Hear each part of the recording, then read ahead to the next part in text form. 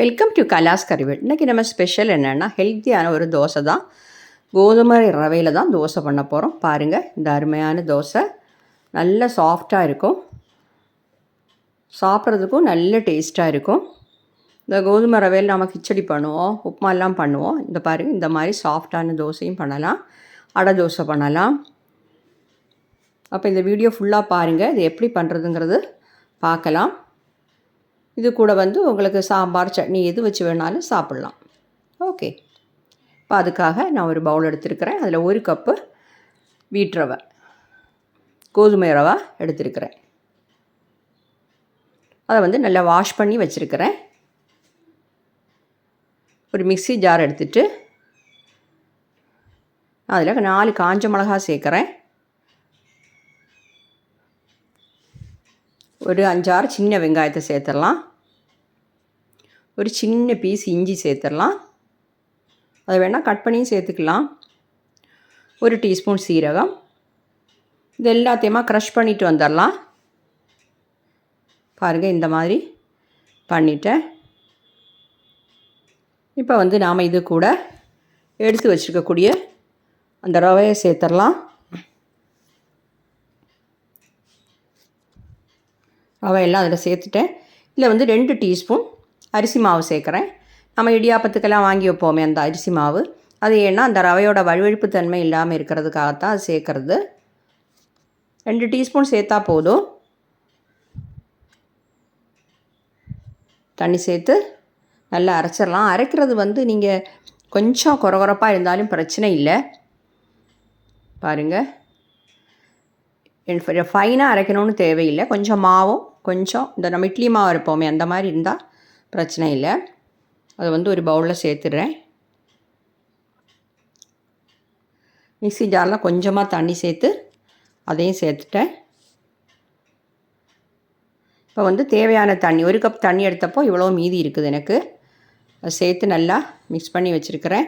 இப்போ இதில் ஒரு பாதி பெரிய வெங்காயத்தில் பாதி சின்ன பொடி பொடியாக கட் பண்ணி கொஞ்சம் மல்லித்தழை, அதே மாதிரி கொஞ்சம் கறிவேப்பிலை. சின்ன பெரிய வெங்காயம்னா 1 சேர்த்துக்கோங்க. ரொம்ப பெருசுனா அதோட பாதி சேர்த்தா போதும். ஏன்னா நம்ம ரவை 1 கப்பு தான் எடுத்துருக்குறோம். இதெல்லாம் சேர்க்கும்போது நல்ல டேஸ்ட்டாக இருக்கும். இது ஒன்றும் சேர்க்காமல் நீங்கள் சும்மா இந்த ரவையை அரைச்சி உப்பும் சேர்த்து தோசை பண்ணலாம். அப்படியும் பண்ணலாம், அதுவும் நல்லா தான் இருக்கும். ஏன்னா நம்ம அது கூட சட்னி எதாவது வச்சு தானே சாப்பிடுவோம். இப்போ கொஞ்சம் 1/2 டீஸ்பூன் உப்பு தான் சேர்க்குறேன். பார்த்துட்டு அப்புறமா சேர்த்துக்கோங்க. இவ்வளவு தான் தேவைப்படும். ஒரு 1/4 டீஸ்பூனை விட கம்மியாக மஞ்சத்தூள் சேர்க்குறேன், ஏன்னா ஒரு கலர் கிடைக்கிறதுக்காக. எல்லாத்தையும் நாம் நல்லா மிக்ஸ் பண்ணிடலாம். பாருங்கள், இந்த மாதிரி மிக்ஸ் பண்ணிட்டேன். இப்போ தோசை ஊற்றுறதுக்கு கரெக்டான பேட்டர் தான்.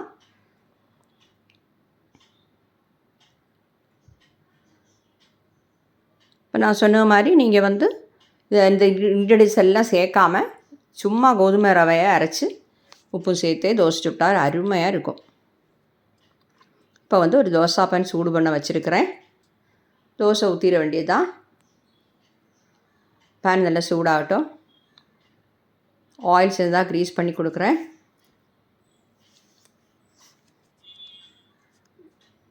இதில் மாவு ஊற்றிடலாம். உங்களுக்கு எவ்வளோ பரப்பணுமோ அந்த மாதிரி பரப்பிக்கோங்க. இன்னும் கொஞ்சம் நைஸாக வேணால் ஒரு 2 டீஸ்பூன் தண்ணி கூட சேர்த்து இங்கே மாவு பரப்பிடலாம். இது நான் இவ்வளோ திக்காக பரத்துகிறேன், கொஞ்சம் திக்காக இருக்கும், அவ்வளோதான்.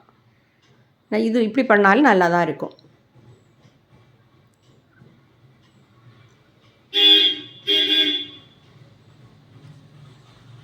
வேகட்டும். கொஞ்சமாக நல்லெண்ணெய் சேர்க்குறேன். ஒரு 1/4 டீஸ்பூன் தான் சேர்க்குறேன் நான். உங்களுக்கு விருப்பம் இருந்தால் சேருங்க, இல்லைன்னா வேண்டாம். நான்ஸ்டிக் பேன்னா நீங்கள் எண்ணெய் சேர்க்க வேண்டிய தேவையே இல்லை. திருப்பி போட்டுடலாம். திருப்பி போட்டு நல்லா வேக வச்சு எடுத்துட வேண்டியது தான்.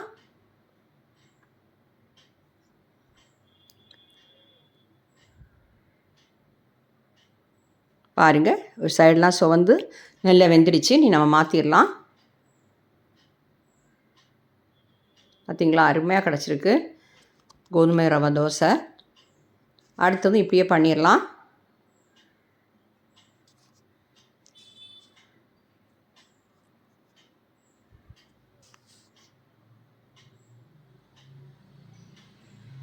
மீடியம் ஃப்ளேம்லேயே வச்சுக்கோங்க.